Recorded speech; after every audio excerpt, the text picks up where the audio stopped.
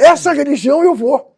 Pois é, eu fico muito feliz que nem eu preciso ficar defendendo o lugar da religião na arena pública, porque você já fez muito melhor do que eu faria. Se você quiser saber, eu me senti... Olha como são as coisas. Agora, olha como são as coisas. Eu me senti num confessionário.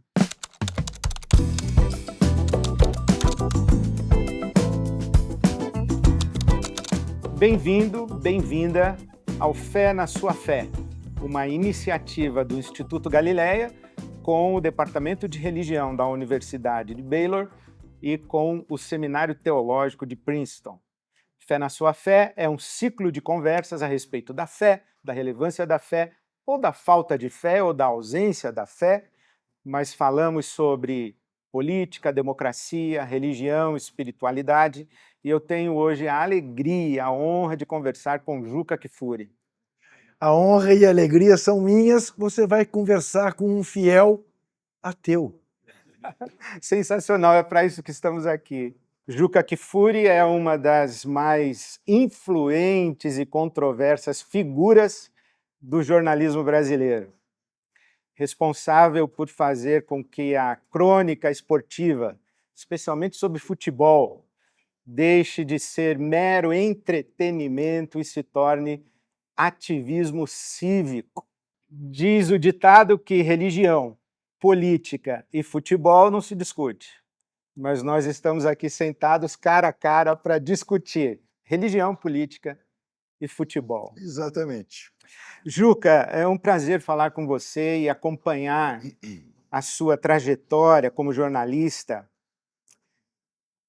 e perceber esse seu ativismo, essa sua militância cívica. Você fez com que futebol tivesse a ver com política e vice-versa, é evidente. E a minha pergunta é sobre o seu berço. De onde veio isso? De onde veio essa sua alma incomodada? Então, Ed, veja bem, primeiro eu vou discordar de você ao me chamar de controverso. Eu acho que eu sou das pessoas mais sensatas que eu conheço. Já tem uma controvérsia aqui, tá vendo? Olha como você é controverso. Controversos são os que discordam de mim. Ah, muito bem. Porque eu sou o bom senso sobre rodas, entendeu? Perfeito. Veja bem, eu sou filho de promotor de justiça. Meu pai era promotor de justiça e se aposentou como procurador de justiça, desencantado com o sistema com o sistema dos presídios brasileiros. Tá? Ele tinha um colega, que eu chamava de tio, Hélio Bicudo, que um dia me disse que eu tinha escolhido a carreira do meu pai só que pelo jornalismo. Que eu tinha também todos os ingredientes que um promotor de justiça deve ter. Eu acho que faz sentido. Faz sentido. Agora, eu cresci em meio a uma ditadura. E aí aquela coisa de que a sua sensibilidade e a sua indignação te levam para um caminho da contestação. Então, você imagine, eu com 17 anos de idade, eu fazia documentação para pessoas que estavam na clandestinidade por resistir à ditadura para sair do Brasil, na ALN, na organização clandestina dirigida por Carlos Marighella. Aos 18, 19, eu dirigia para o braço direito do Marighella, para o Joaquim Câmara Ferreira, o velho Toledo, que morreu sob tortura num sítio aqui em São Paulo chamado 31 de Março, que tinha como um dos donos um deputado estadual chamado Vadielu, que era ao mesmo tempo o presidente do Corinthians, do meu time do coração. Sim. Então, quando alguém diz para mim que futebol e política não se misturam, eu tenho vontade de gargalhar e perguntar para a pessoa: escute, você já ouviu falar no Macri? Ah, o presidente da Argentina? Sim, só que antes de ser presidente da Argentina, você sabe presidente do que ele foi? Do Boca Juniors, que foi a escada que ele fez para ser presidente da Argentina. Então, eu digo sempre isso, Ed. A maneira como a gente toma café da manhã é política. Nada se dissocia da política. Nada. E um dia eu perguntei a Dom Paulo Evaristo Arnes, que, veja bem, é um dos meus tipos inesquecíveis, pela resistência, pelo trabalho dele na resistência à ditadura. Eu perguntei para ele numa madrugada em que eu, como diretor do Sindicato dos Jornalistas, fui pedir a ele intervenção junto ao general que comandava o 2º Exército em São Paulo, para parar de torturar companheiros jornalistas do Partido Comunista. E enquanto esperávamos a ligação de volta, eu posso me enganar, mas acho que o nome deste comandante do 2º Exército era Dilermando. Enquanto esperávamos o retorno da ligação dele para o general, eu já sem ter o que conversar com ele. Madrugada dentro? Madrugada dentro, perguntei a ele se essa coisa sua, Dom Paulo, de acreditar em Deus é mais uma maneira sua de fazer política do que propriamente acreditar em Deus. E ele virou-se para mim e falou assim: meu filho, você realmente é impertinente, né? E eu falei: Dom Paulo, desculpe. Você acha que eu vou discutir teologia com você a essa hora da manhã e nessas circunstâncias? Nem pensar. Né? E eu pedi desculpas. Dom Paulo havia feito da minha tia Nadir Kfouri a primeira mulher de uma pontifícia universidade católica no mundo reitora. Sim. Foi ao Papa Paulo VI e conseguiu com ele que ela fosse nomeada reitora da PUC. Cumpriu 3 anos, ele quis reconduzi-la e ela impôs uma condição, desde que seja por meio de uma eleição entre os alunos, professores e funcionários. E ela foi eleita de uma maneira aplastrante. Ela é a reitora que deixou o coronel Erasmo Dias, secretário da Segurança de São Paulo, que invadiu a PUC, queimou meninas, alunas da PUC, o deixou com a mão no ar. Porque quando ele chegou para ver o tamanho do desastre que ele havia cometido, foi cumprimentá-la. Boa noite, dona reitora. Boa noite, doutora reitora. Ela virou-se para ele e disse: eu não dou a mão a assassinos. E virou de costas para ele. Então, eu fui formado assim. Essa era a irmã do meu pai. Tá? Eu fui formado desse jeito. Então... Ô, Juca, mas muita gente passou pela ditadura, não viu a ditadura. Tem gente que até hoje não enxergou a ditadura. Você diria que ter convivido de perto com a ditadura, dentro da sua casa, no pensamento a respeito da realidade do Brasil, ter estado na ALN com a sua juventude, aos 17 anos, quer dizer, aquela ingenuidade da adolescência, ela foi embora cedo. Você diria que isso foi uma bênção ou uma maldição? Se eu achasse uma maldição, eu, aos 76 anos de idade, dava um tiro na cabeça. Eu acho que foi uma bênção. Eu não me arrependo nem pouco. É claro, se você me perguntar: ô Juca, mas que consciência política você tinha aos 17 anos para estar correndo risco de vida, inclusive? E eu te diria: pouca, desse tamaninho. Desse tamaninho. Eu fui ter depois que entrei na faculdade, fui fazer Ciências Sociais na USP e tal. Mas eu tinha a indignação, e eu tinha a sensibilidade, e eu tinha a informação que um bando de militares com a cumplicidade de um bando de governadores, Adhemar de Barros em São Paulo, Magalhães Pinto em Minas, Carlos Lacerda no Rio de Janeiro, deram um golpe porque o Brasil corria o risco de virar um país comunista, porque tinha ali um presidente que era um estancieiro gaúcho, chamado João Goulart, que queria fazer algumas reformas de base, tão óbvias como todo mundo capitalista havia feito. Reforma agrária, enfim, nada muito além disso, que virou o risco do comunismo, que até hoje está na esquina. Esse fantasma assombra. Isso. Depois te conto uma piada que eu adoro contar. Que em 65 nós íamos ter uma eleição que provavelmente reconduziria Juscelino Kubitschek à presidência, longe de ser um comunista, e se não fosse ele, seria o Carlos Lacerda, que era um homem de direita. Não havia menor risco de ser uma terceira pessoa. Era um ou outro. Interromperam o processo democrático no Brasil, deram um golpe, prometeram que ia haver eleição para presidente, não houve eleição para presidente, e começou-se a torturar e a matar opositores no Brasil. Muito antes de qualquer resistência armada. Tá?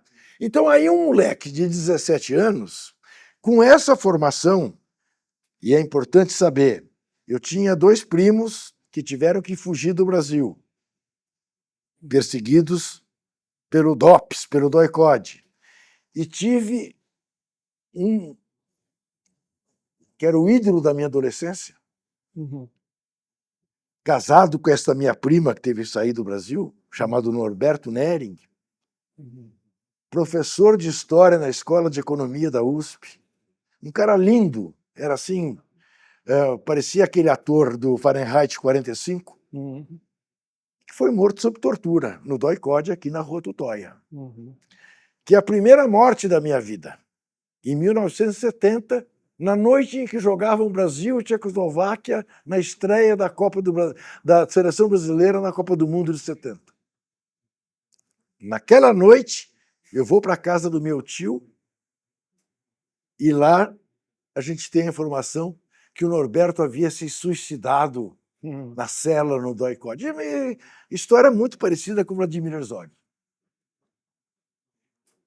Exumamos o corpo do Norberto, porque a gente só soube, ele foi enterrado como indigente, a gente só soube da morte dele 2 meses depois dele ter morrido, e o médico que examinou o corpo disse, porque a versão era que ele havia se enforcado.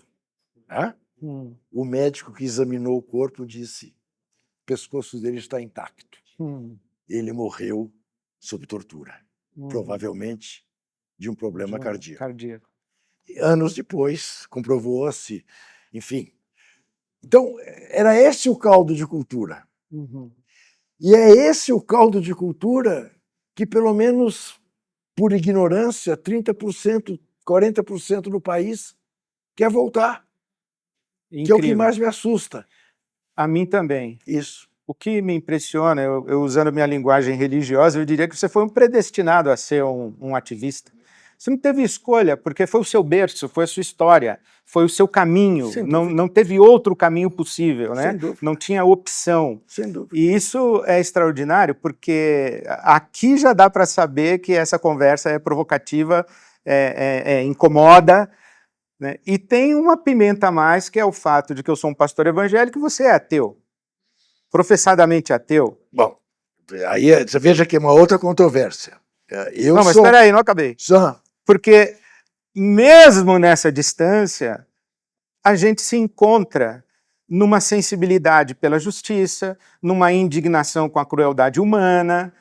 Quer dizer, a fé não entrou aí na construção da sua sensibilidade humana. Primeiramente, eu sou ateu, graças a Deus. Muito bem. E estou convencido de que Deus prefere os ateus. Tem uma plaquinha na minha estante. Deus prefere os ateus. Padre Júlio Lancelotti outro dia me disse mais ou menos isso. Falou assim, olha, eu vejo muito cristão incapaz de fazer aquilo que eu vejo os ateus fazerem. Deixa eu te contar, você não sabe. Eu tenho toda a formação religiosa católica que você possa ter. Fui batizado, fui crismado, casei na igreja, né?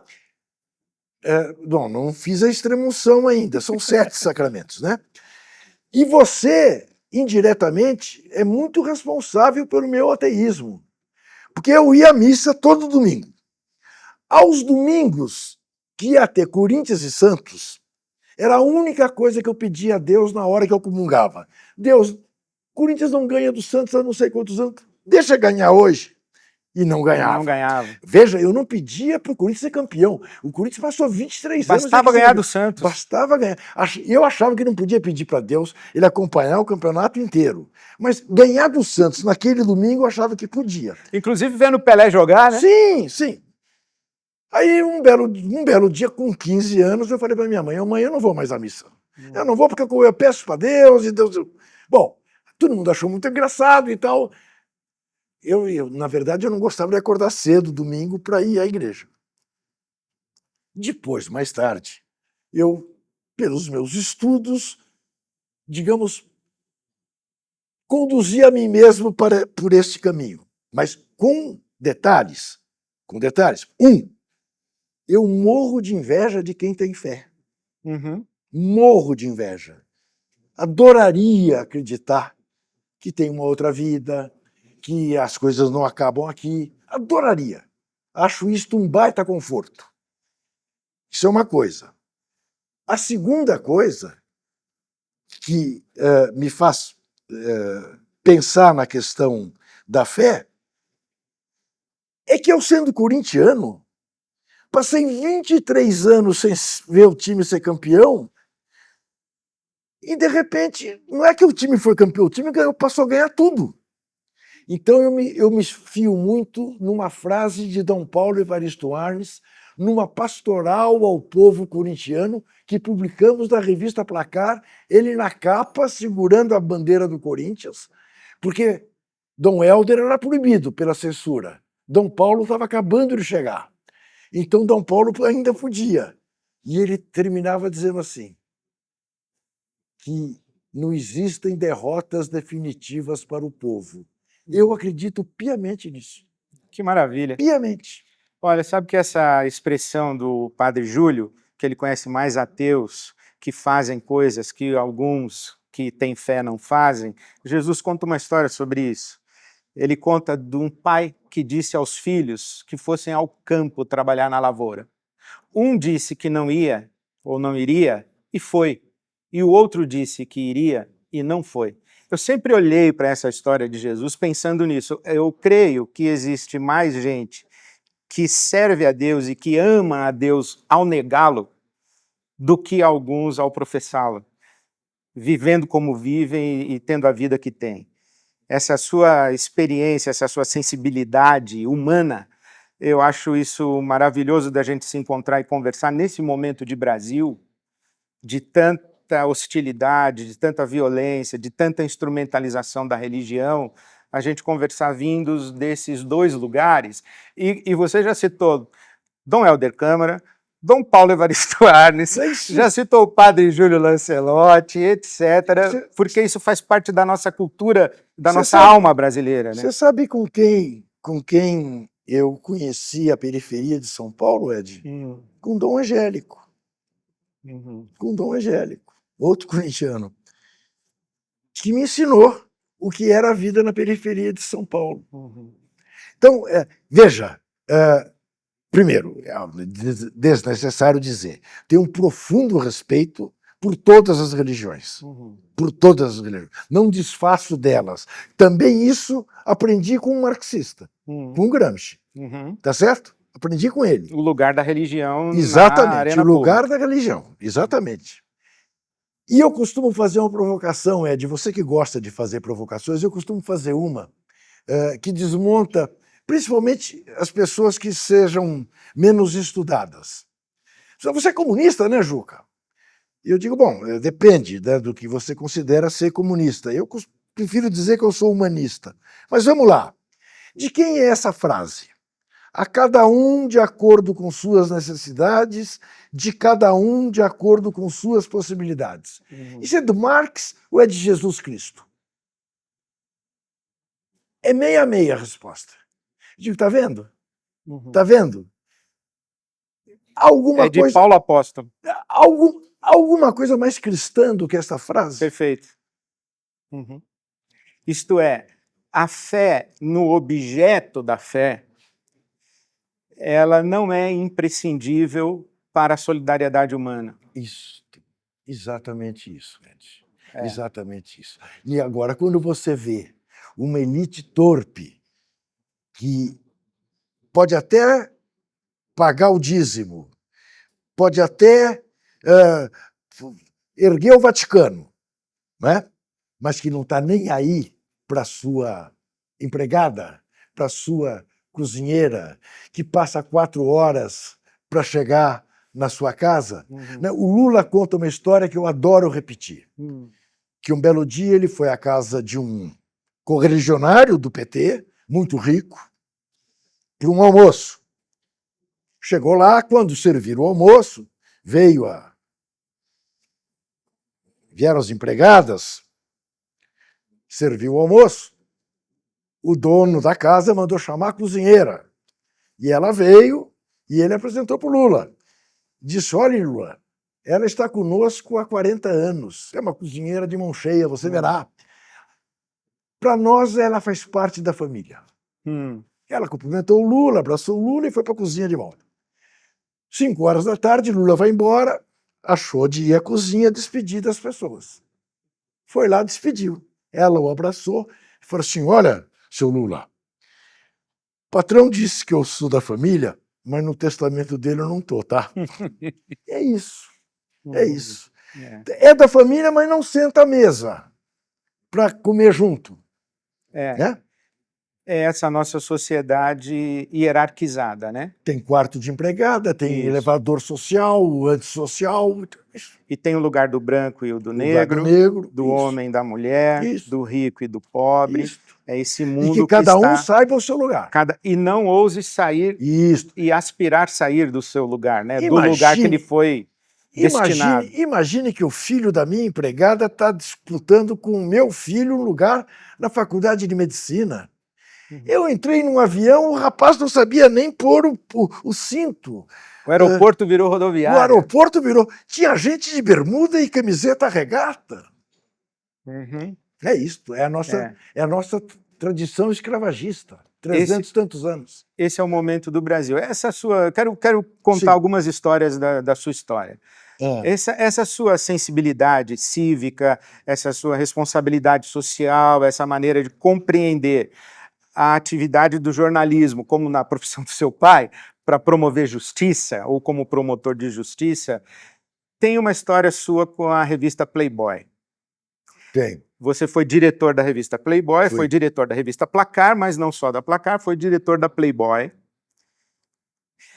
E, evidentemente, que a revista Playboy é um símbolo de degradação moral para uns, e um símbolo de liberdades individuais e liberdade moral para outros. E aí tem um choque. Então eu queria que você contasse essa história de como que foi tão importante a reportagem da revista Playboy no tempo da AIDS, a contribuição que isso trouxe, mas eu queria mais. Eu queria que você falasse um pouco sobre como você enxerga esta realidade da laicidade de Estado e da presença religiosa que aspira impor a sua moral. Você percebe isso? É lenda? E o que você acha desse aspecto? Veja bem, primeiro misturei muita coisa? Vai.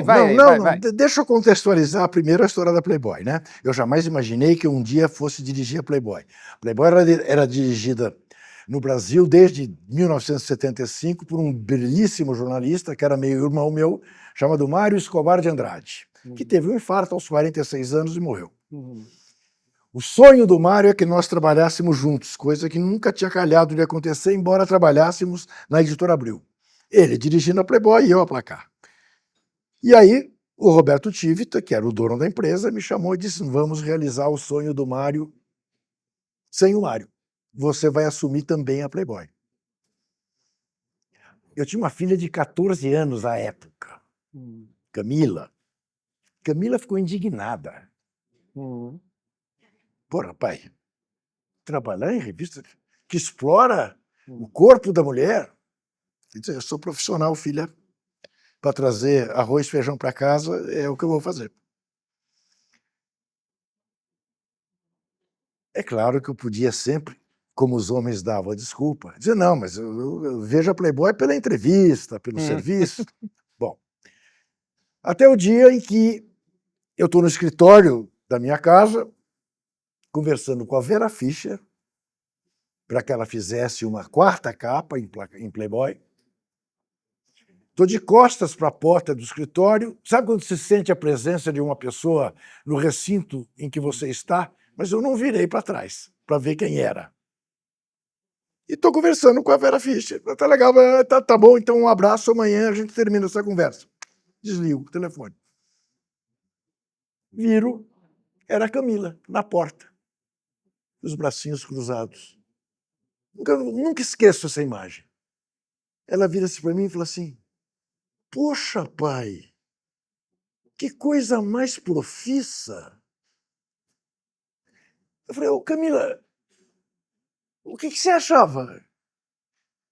Você que conhece a redação da Placar, você acha que a redação da Playboy, como é? Tem coelhinhas, servindo canapé, champanhe? Você acha que eu vou ver ensaio das meninas que posam para Playboy? Você acha que a redação da 4 Rodas tem gente cheirando graxa? Não.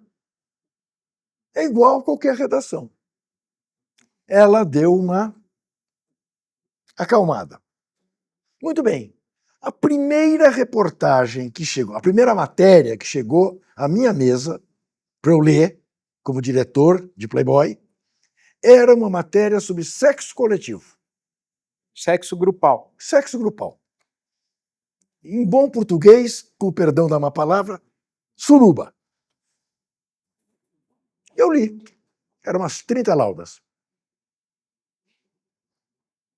Chamei o editor. Falei: escuta, estamos todos malucos? Uma matéria sobre sexo grupal e não tem uma linha sobre camisinha? Ah, você não ficou chocado com o sexo grupal? Não. Ficou chocado com a falta da camisinha? Sim. Em primeiro lugar, saúde pública. Vivíamos uma epidemia de AIDS em 1991. O editor deu uma gargalhada e virou-se para mim e falou assim: Juca, você está chegando agora, você não sabe. Há 3 coisas proibidas em Playboy. Anúncio de arma, porque Playboy é uma revista voltada para a vida, para o prazer. Olha que ridículo. Anúncio de remédio contra a calvície. Porque o leitor de Playboy é um cara bonitão, cabeludo, não tem esse tipo de problema. E qualquer associação de sexo com doença. Sexo é prazer. Prazer e doença não combina, não dialoga. Eu falei: então temos um problema. O senhor Roberto Tivita escolheu a pessoa errada, porque eu jamais publicarei uma matéria como essa. Peguei esta matéria, subi ao 6º andar da Editora Abril, onde morava o vice-presidente editorial da Editora Abril, chamado Tomás Souto Correia, até hoje meu amigo. Entrei na sala dele e falei: Tomás, essa matéria é isso assim, assim, assado, eu não vou publicar, porque não fala de camisinha, não fala de preservativo, não fala de AIDS. Ele botou a mão na cabeça, Ed. Falou: Juca, pô, você já nos deu tanto problema com a Placar, máfia da loteria, não sei o que tal. Agora, a primeira matéria na Playboy. Falei: Tomás, não é possível que uma revista da Editora Abril, que vende 400, 500 mil exemplares, seja proibida de falar de AIDS. Porque, mas Juca, é uma política de Chicago, do Hugh Hefner, não é nossa. Falei: Tomás, então não dá. Não vai dar. Você tem o que pôr no lugar? Falei: Tomás, sempre tem. Não sei, mas sempre tem. Falei: tá legal, isso quem pode tratar não sou eu. É o Roberto Tivita com o Hefner. Tá legal. Toquei, tinha o que pôr no lugar, pôs no lugar. 2 meses depois, Roberto Tivita me chama. Falei com o Hefner e ele concordou que a Playboy brasileira faça uma reportagem sobre AIDS, sobre camisinha. Vire-se, quero ver fazer bem feito.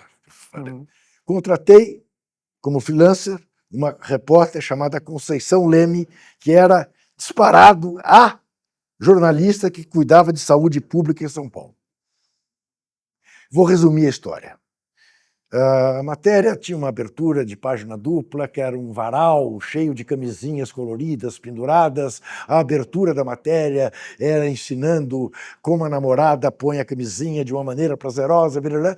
Resumo da história. Esta matéria ganhou o prêmio da Organização Mundial da Saúde do ano de 1991. A Conceição foi receber o prêmio em Pequim, que foi lá que foi a entrega do prêmio.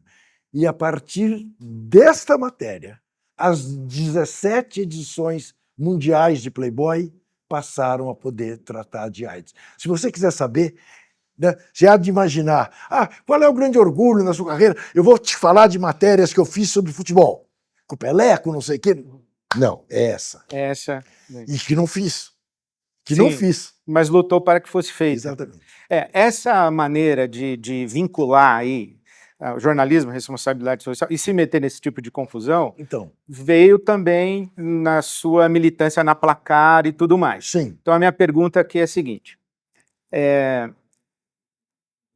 corrupção no futebol, falta de transparência na gestão, manipulação política e essa zona cinzenta ética, que eu acho isso impressionante, que todo jogo tem um juiz ladrão, um bandeirinha ladrão, foi falta, não foi, um reclama.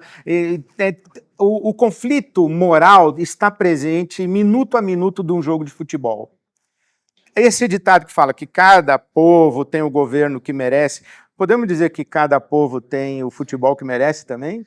O que o futebol diz sobre a sociedade brasileira e a cultura brasileira? Mas antes eu tenho que te responder, para não parecer que eu estou fugindo da resposta. Você me perguntou sobre como que eu via a importância, né, hoje da religião... da presença da religião na vida política na moral brasileira. Pública. Exatamente. Eu te confesso, é claro, Ed, me deixa absolutamente preocupado quando eu olho a bancada da Bíblia. Muito. Somos dois. Muito, muito.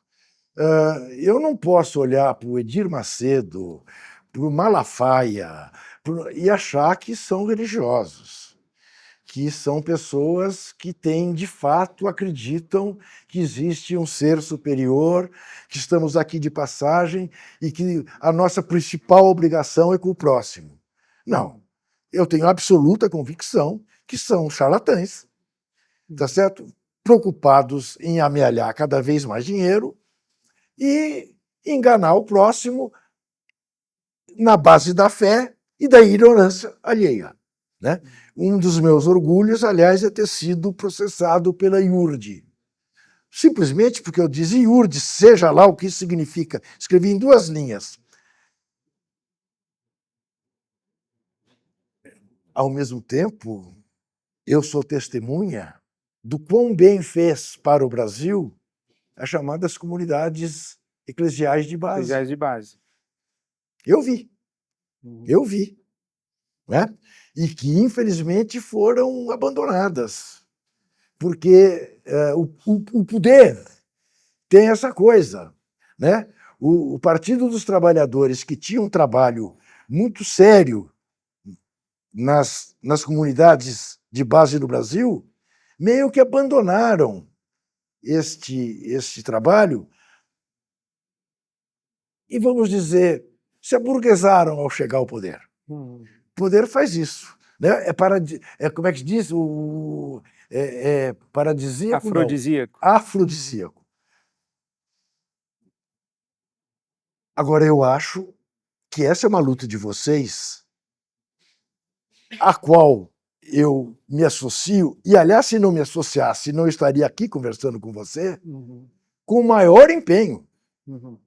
Porque essa é a religiosidade que eu quero que prevaleça. Essa é a religiosidade que eu respeito. E é como você notou, eu às vezes rio de mim mesmo. Falou, Juca, para de falar, quando você fala dos seus tipos inesquecíveis, se você citar 10, tem no mínimo 4 padres, porra. Mas tem. Mas por quê? São pessoas que eu conheci profundamente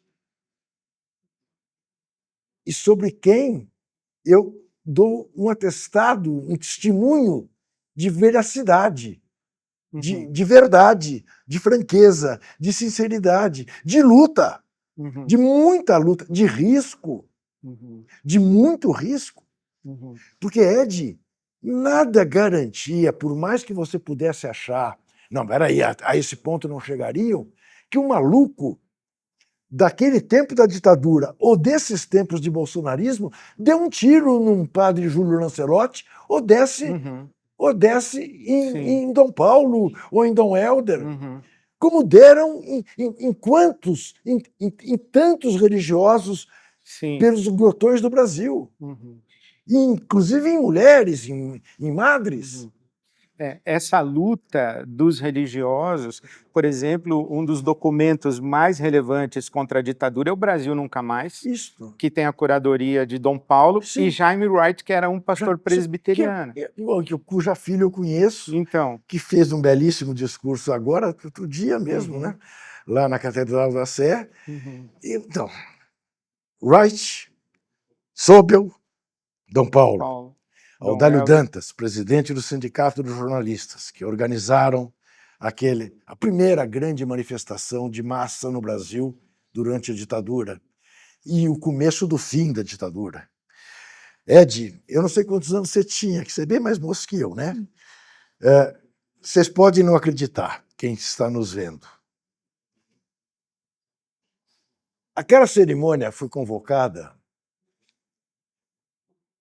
e a polícia avisou que se houvesse um grito, quem gritasse e quem estivesse junto seria metralhado. A gente chegou na Praça da Sé tendo que vencer barreiras policiais em quase toda a cidade de São Paulo. Éramos uns 8.000. Nas casas em cima, nas construções em cima ali da Praça da Sé, tinha snipers. As pessoas indo à missa, indo à igreja, indo a um culto ecumênico. Quando acabou o culto ecumênico, Dom Paulo fez um apelo: saiam em silêncio.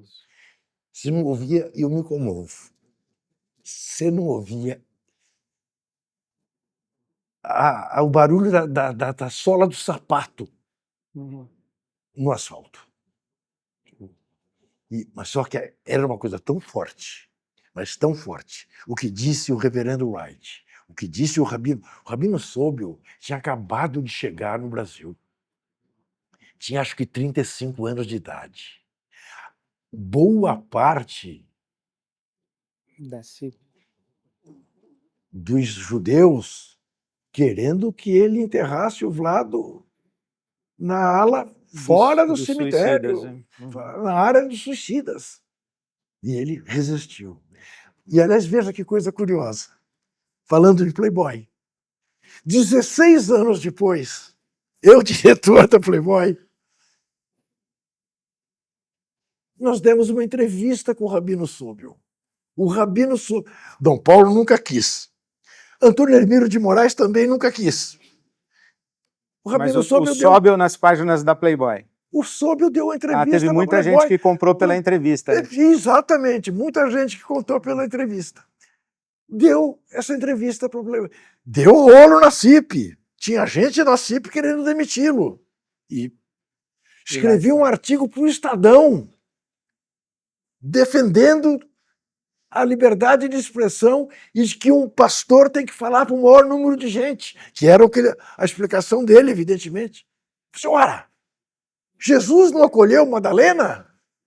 Que negócio é esse? Mas é isso. Essa religião eu vou. Pois é, eu fico muito feliz que nem eu preciso ficar defendendo o lugar da religião na arena pública, porque você já fez muito melhor do que eu faria. Mas óbvio, não, melhor você não, para com bobagem. Mas é isso, para mim é isso. Agora, o futebol diz muito do que é um país, sem dúvida. Nós temos algumas manias, né, Ed, você sabe muito.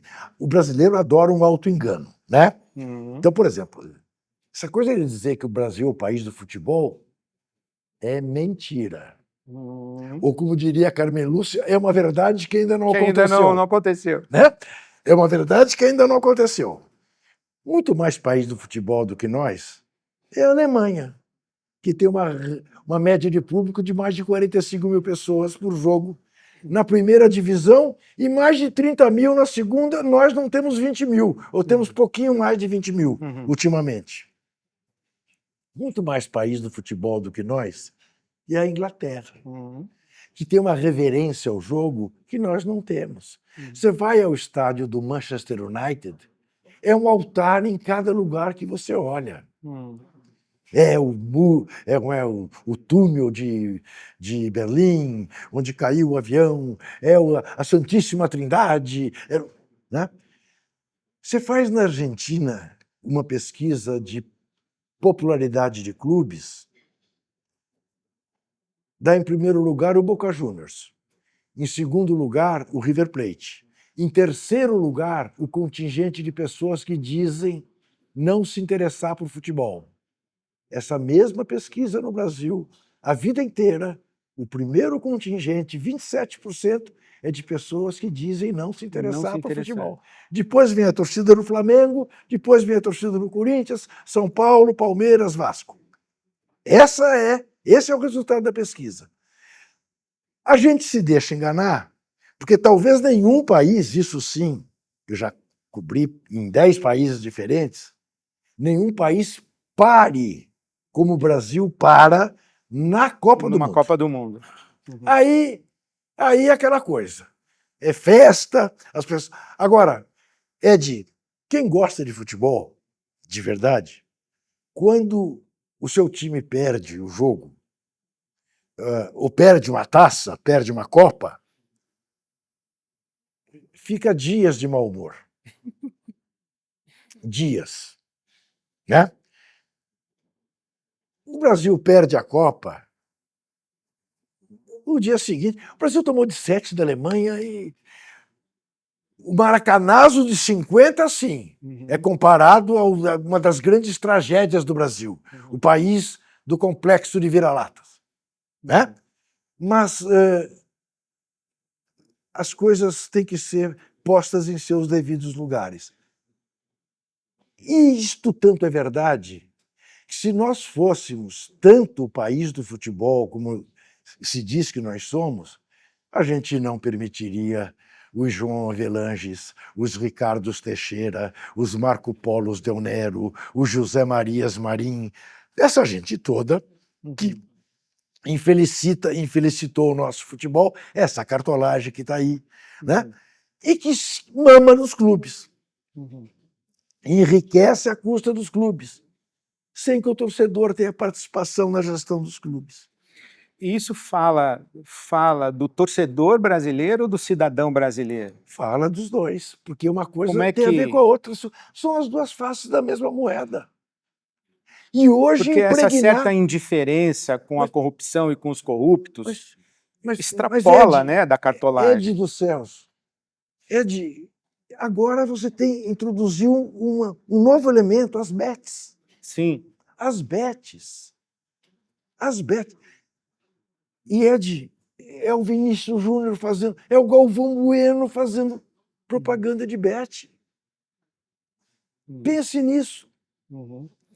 No fundo, o dinheiro continua mandando, né? É isso. Não a ganância. É a ganância e é o mamon maldito. E aí eu volto à sua primeira pergunta. Qual foi a lição básica que meu pai deu para mim e para os meus 3 irmãos? Dinheiro a gente precisa para sobreviver com dignidade. Não mais. Não mais. Você não vai comer, não vai almoçar 4 vezes por dia, você não vai andar em 3 automóveis de uma vez. Você não precisa ter uma casa de 8 quartos, piscina e não sei o quê. Você precisa morar no lugar direito. O doutor promotor, que era assim. Que era assim. Que foi ter o primeiro automóvel dele, foi um Fusca 61, em 1967, que eu herdei em 70 ao me casar. Fazia tudo a pé. Era magro, feito um varapau, que fazia tudo a pé. Ele gostava de tomar um vinho, fumar um cigarrinho de palha. Não era uma pessoa contra os prazeres da vida, mas era uma pessoa... Com uma vida simples e digna. Isso. Isso. Agora, vamos fazer uma virada de chave aí. Aproveitando a sua fala do Brasil, país do futebol ou não, aquela expressão que atribui-se ao Nelson Rodrigues, então não procede, que o Brasil, futebol é religião? Eu acho que é futebol... dele isso? Como é que é? Ele dizia, né, que pobre de quem imagina que o futebol se esgota nas 4 linhas do campo. Né? Essa frase é dele, como é a frase brasileiro vai até minuto de silêncio no Maracanã. Né? E a frase do complexo de vira-latas, que também é dele. Né? Mas eu acho que tem aspectos religiosos. No futebol? Sim. A paixão, sim, a adoração, sim, a idolatria, digamos assim. E o convencimento é de que você participa daquilo, que você joga junto com o seu time. O poder gregário. Sim.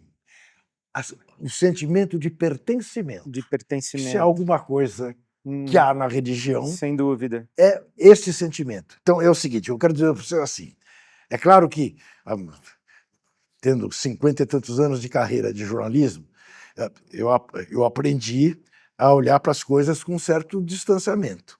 Mas nos meus tempos de torcedor, às vezes meu pai perguntava, mas Juca, você vai ao jogo, está chovendo uma barbaridade, você vai ao Pacaembu, você vai voltar, você vai pegar uma gripe e tal. Eu disse assim, pai, eu preciso ir, que se eu não for, o Corinthians vai perder. O torcedor tem essa coisa. É a linha tênue da confiança e da fé e da superstição. Se eu não estivesse no Morumbi em 77, o Basílio não teria feito o gol de os 23. Mas não tem a menor dúvida que eu ajudei ele a fazer o gol. Fé. É fé. Você sabe que um dia me perguntaram, aquela pergunta, né, tradicional, se você não fosse você, quem você queria ser? Eu digo, a pergunta está errada. Me pergunte quem eu queria ser, não quem eu queria ser se eu não fosse eu. Quem que você queria ser? Eu queria ser o Basílio. Eu queria ser o Basílio, fazer aquele gol, correr para a arquibancada e morrer. Acabou, não precisava de mais nada. Sensacional. Bom, ele soube disso. Primeira vez que nos encontramos, ele me abraçou, Ed, encontra com ele, ele chorava. Ele dizia, ô Juca, você não falou aquilo? Eu falei, Basílio, é verdade. É aquilo. Eu todo ano, ele fez 77 anos outro dia. Eu todo ano ligo para ele. Ele é assim, os corintianos o chamam de Deus. Que impressionante. Então, tem conotações ou elementos religiosos no futebol, Sim. mas agora a religião invadiu mesmo o futebol, né? Já faz um certo tempo que Deus bate pênalti, Deus defende pênalti. Como é que é isso aí? Você, inclusive, foi criticado por, entre aspas ou sem aspas, perseguir os atletas de Cristo, falar mal da fé, criticar... Tive um problema com o Kaká enorme. Um problema com o Kaká enorme. Vamos lá. Como é que é essa história? Então, apareceram lá os atletas de Cristo. Primeiro, instruídos por se não me engano, era um automobilista, Alex Ribeiro, talvez. Alex Dias Ribeiro, ele era o E aí mentor veio um goleiro do Galo, um goleiro do Atlético Mineiro. João Leite. Né? E, bom, começou essa coisa. Começou uma coisa desagradável, que era que o grupo dos atletas de Cristo discriminavam aqueles que não queriam participar do grupo de atletas de Cristo. Então, brincava-se, né? Tinha os grupos dos atletas de Cristo e dos atletas dos bares, né? E os atletas de Cristo discriminavam os dos bares, embora os dos bares não discriminassem os atletas de Cristo. Mas a crítica que eu comecei a fazer, e fiz um dia num programa do Jô Soares, e aí pegou mal, é que o cara fazia o gol, olhava, eu agradecia, então eu dizia, pô, e o goleiro, coitado que tomou o gol, esse não é filho de Deus? É só o cara que fez o gol? Né? Não pegou bem a brincadeira. Não pegou. Que, na verdade, não é nem uma brincadeira, né? É um raciocínio lógico. Juca, e no meio de tanta confusão, de tanta controvérsia e denúncia e processo que você vive sendo processado, em algum momento dá vontade de jogar tudo para o alto? Em algum momento falta força? Em algum momento você precisa de fé? Você acabou de dizer que você tem inveja de quem tem fé. Então, falta fé? O que te sustenta? Onde está a sua fé? Eu digo sempre para mim mesmo o seguinte, e digo para a garotada quando vou fazer palestra em escola de jornalismo. Amigo, se eu não desistir até agora, não vai ser você com 19 anos que vai desistir. Né? Mas, você acha que eu tenho a opção da desistência?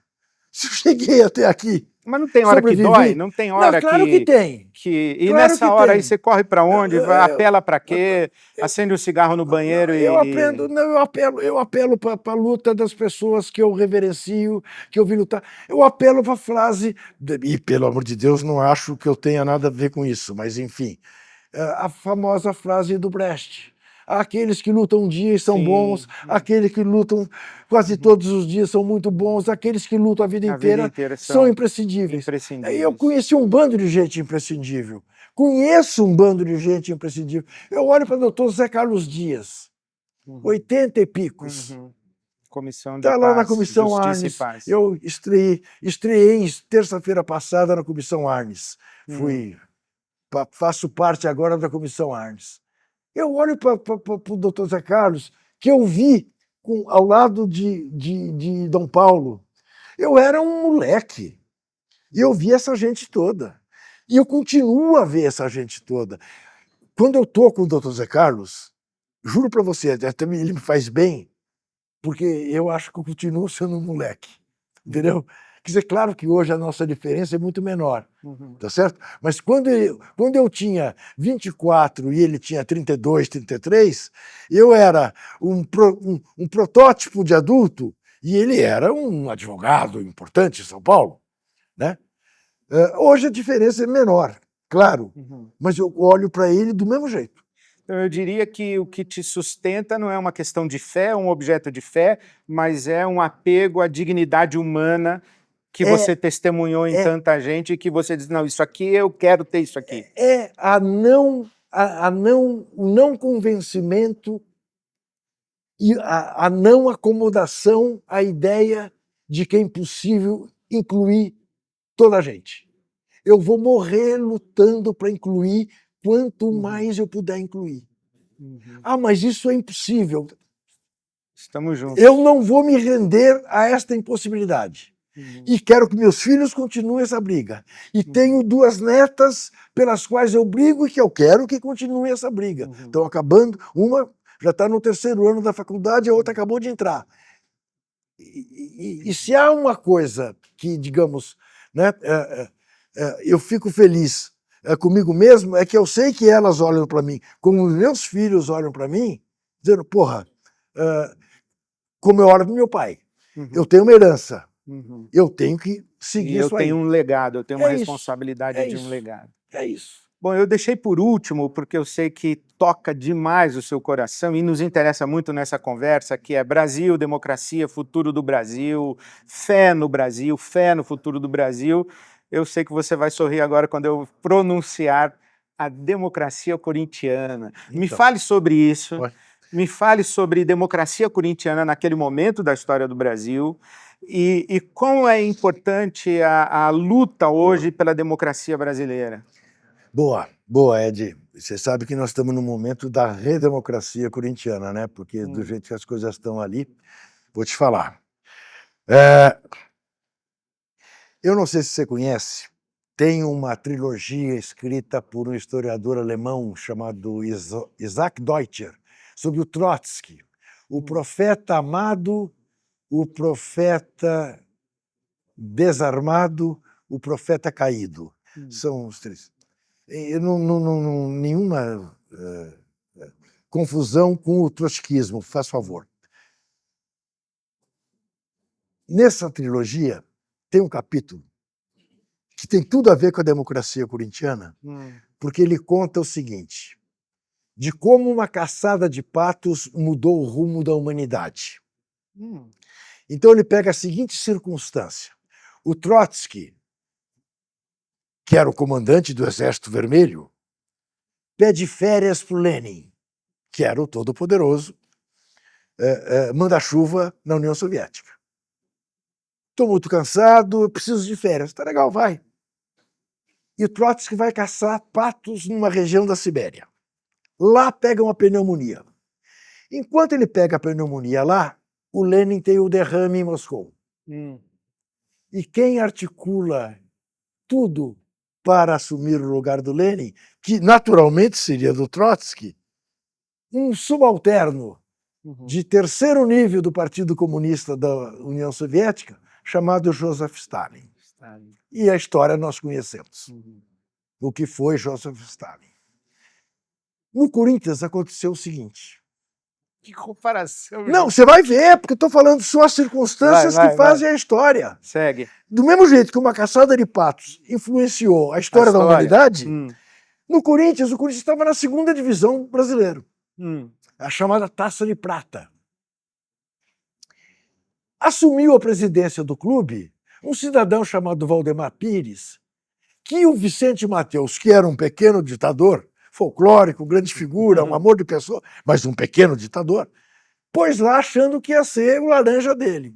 Só que o Valdemar Pires achou de honrar as calças que vestia. Falou, não, estou eleito presidente, vou ser presidente.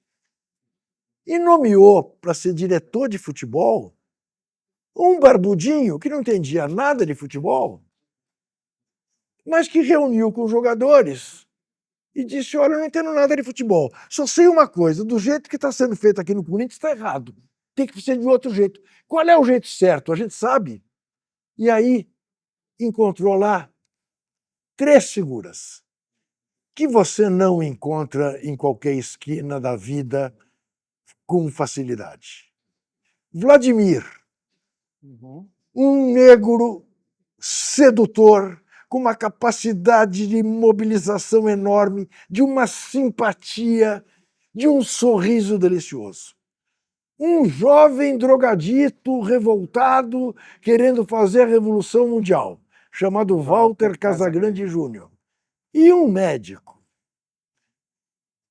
que se não foi, e não foi, o melhor jogador da história do Corinthians, foi certamente o mais original jogador da história do Corinthians, chamado Dr. Sócrates. E os 3 dizem, é muito simples como resolver. É nós todos resolvermos. Mas nós todos não somos apenas os jogadores. É nós todos, a comissão técnica, o roupeiro, a lavadeira, o massagista. E começaram a fazer votação para tudo. Contratar jogador, contratar técnico. O time jogava quarta-feira de noite em Araraquara.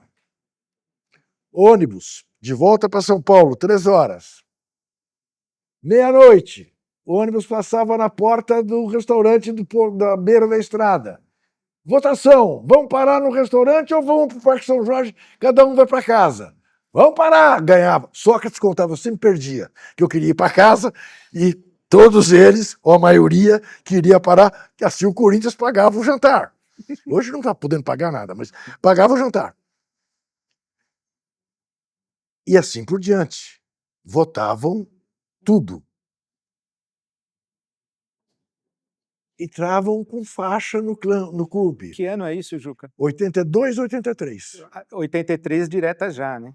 83 direta já, começa e culmina com 84. Com esses 3 no palanque. Sim. Das diretas já, com Osmar Santos. Com faixas, entravam com faixas em campo. Ganharam ou perderam, mas sempre com democracia. Para sorte, ou como consequência, o Corinthians é bicampeão paulista. Dr. Sócrates explicava para quem quisesse ouvir o seguinte. Sabe qual é a nossa diferença para o São Paulo e para o Palmeiras, que tem mais time do que a gente? E a gente ganha deles nas finais? É a seguinte. Eles passam uma semana concentrados para jogar domingo contra nós. pé da vida. E olham para o jogo como os últimos 90 minutos que eles têm da profissão. E acabou. Estamos livres a partir do fim do jogo. Nós não estamos concentrados.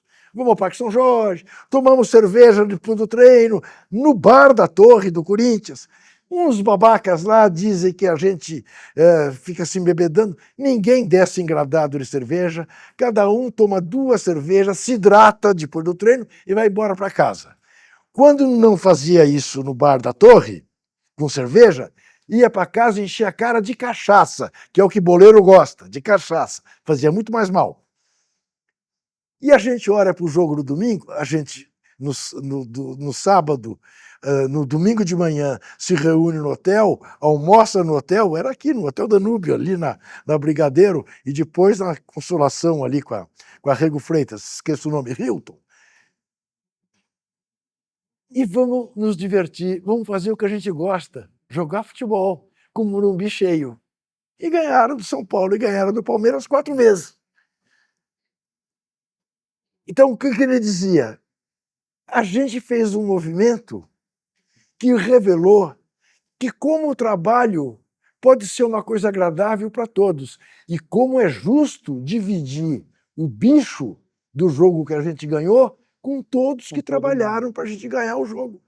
Não só para aqueles que fizeram o gol ou que defenderam o pênalti. Era uma ideia de generosidade e que se espalhou pela cultura, porque eles invadiam o show da Rita Lee, cantavam com a Rita Lee no palco, palhaçada. Mas o Brasil todo olhava aquilo. Eles fizeram do Corinthians aquilo que o Corinthians até então não era, um clube nacional. Viraram personagem de novela da Globo e foram para o palanque da direta. E, doutor, eu sempre digo isso, Ed, que é uma coisa que as pessoas não têm consciência. O doutor Sócrates disse no palanque o seguinte: se a emenda das diretas passar, eu não vou embora do Brasil. Ele tinha uma proposta da Fiorentina de milhões, que ele acabou, no ano seguinte, aceitando e indo jogar na Itália. Mas ele foi o único de todos nós, que todos nós fomos para a rua, todos nós fizemos. Osmar Santos foi um gênio na direção dos comícios, tal. Mas estava lá, doutor Ulisses, Fernando Henrique, Lula, Brizola, todos tinham um projeto.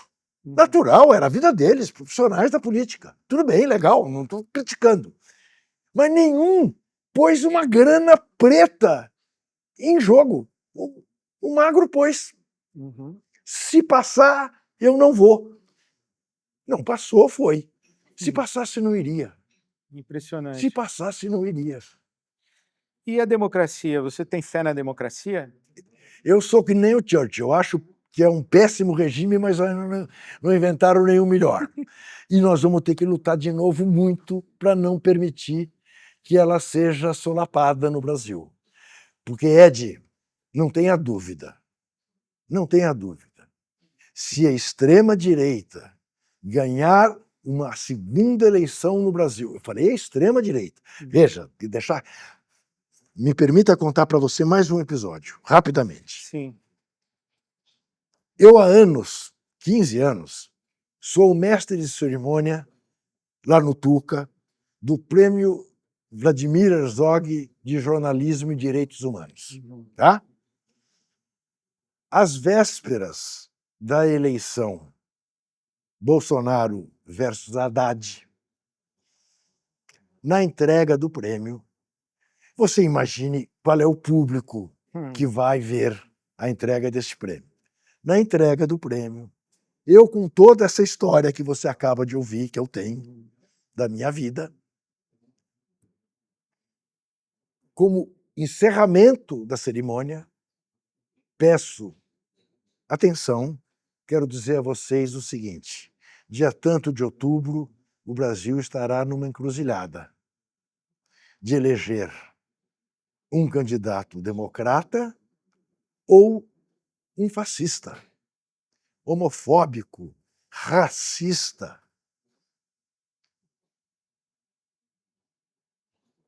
Eu vou votar naquele que puder derrotá-lo. Se as pesquisas disserem 24 horas antes que o candidato do Partido Novo pode derrotá-lo, é nele que eu vou votar. A visão de mundo dele é diametralmente oposta à minha, mas é um democrata, não é um fascista. E causou perplexidade. Houve depois quem veio me perguntar, mas é verdade que você falou... Como é que chamava o presidente do Novo? Meu Amoedo? Hã? Amoedo. Amoedo. E que revelou-se até o fim uma pessoa digna, diferentemente desses que estão aí hoje no... Saiu do Novo. Muito bem. Eu votarei em Amoedo se ele estiver com mais chance de ganhar do Bolsonaro. Houve o que houve. A gente achava, bom, pelo menos, já que ele foi contra a vacina e morreram 350 mil pessoas que não precisavam ter morrido, o Brasil está vacinado contra o bolsonarismo. Não está. Se esta gente voltar ao poder, com respaldo do voto popular, nós estamos perdidos. Você vai ter que dar um jeito de ou acoelhar, ou correr o risco de ser preso, ou ir embora do Brasil. Então, o que eu dizia era o seguinte: eu, quando tinha 17, 18, 19, 20, 21 anos, eu tinha muito medo de ser preso.